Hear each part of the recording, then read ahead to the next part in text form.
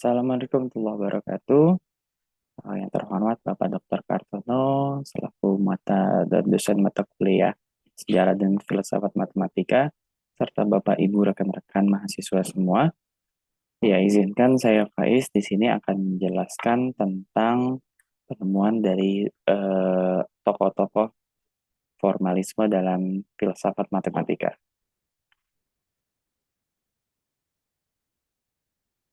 Ya, jadi kalau misalkan kita melihat sejarah tentang filsafat matematika sendiri, perkembangannya, ya kan mungkin yang sudah dibagi ada tentang logisisme, formalisme. Memang kalau di sini sangat terkait ya tentang bagaimana setiap aliran-aliran tersebut di situ mempengaruhi matematika saat ini.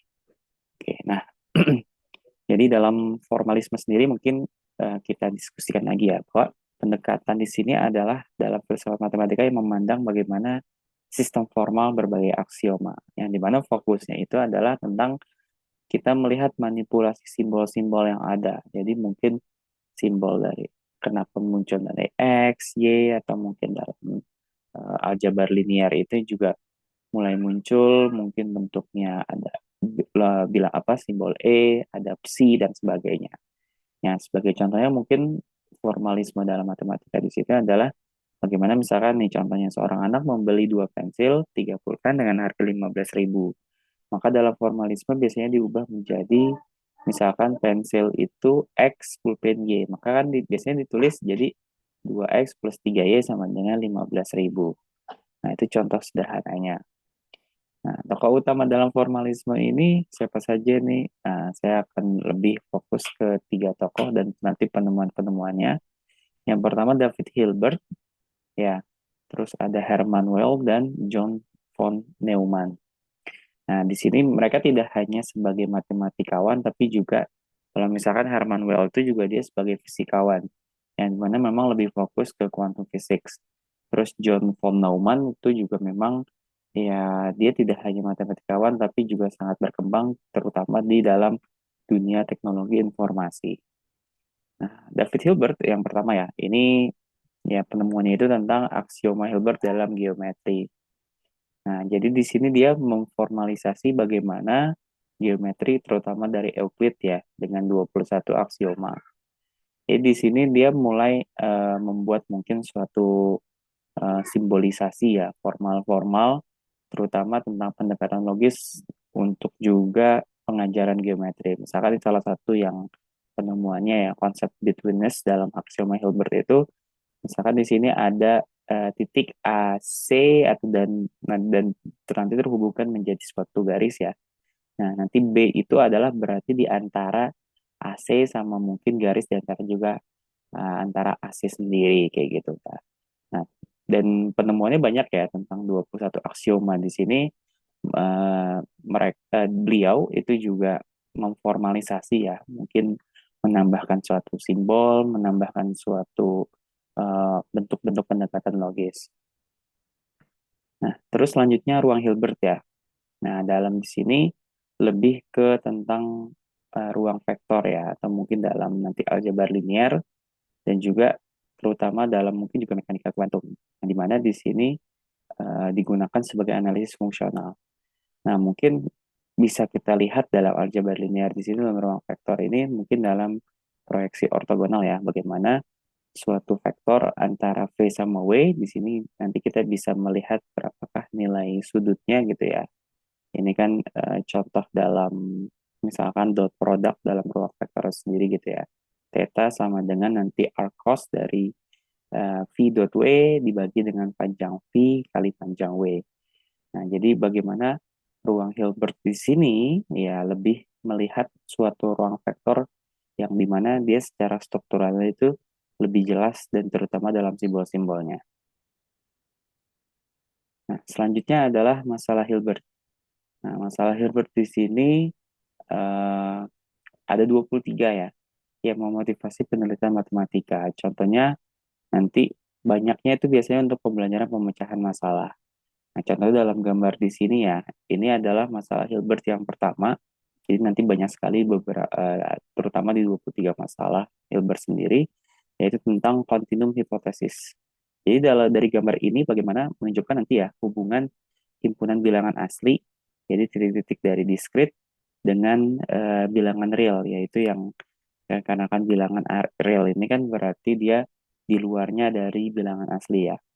Nah, jadi nanti menggambarkan bagaimana hipotesis dari kardinalitasnya sendiri gitu. Jadi bagaimana kita menghubungkan antara bilangan-bilangan asli yang ada di dalam bilangan real, yang dimana dia discrete kan, terbatas, terus kita hubungkan ke bilangan real yang lebih luas. Nah, selanjutnya kita ke Herman Wall. Jadi di sini lebih ke tentang teori representasi grup.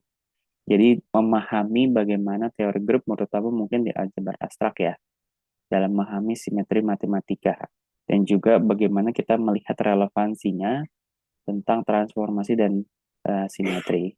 Nah, contohnya misalkan dari ini ada namanya kelompok Weil ya, yang dimana mungkin dalam bentuk segitiga sama sisi ini dari A2 sistem akar adalah nanti kelompok simetri segitiga sama sisi. Jadi Herman Weyl di sini terutama dalam mungkin kalau kita belajar algebra abstrak itu dalam merepresentasikan sebuah grup itu dia mulai membuat suatu formalitas ya, penggunaan-penggunaan untuk kita bisa memahami simetri matematika.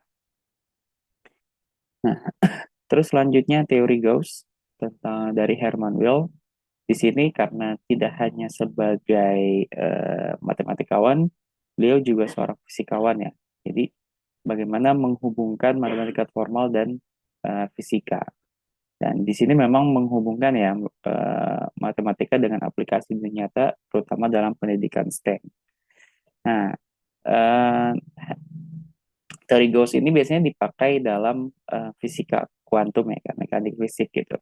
Jadi bagaimana membuat suatu formal-formal simbol-simbol ya, yang istilahnya untuk menjelaskan, terutama kalau misalkan di quantum physics itu kan bagaimana melihat mungkin dalam bentuk atom, bagaimana perhubungannya ya,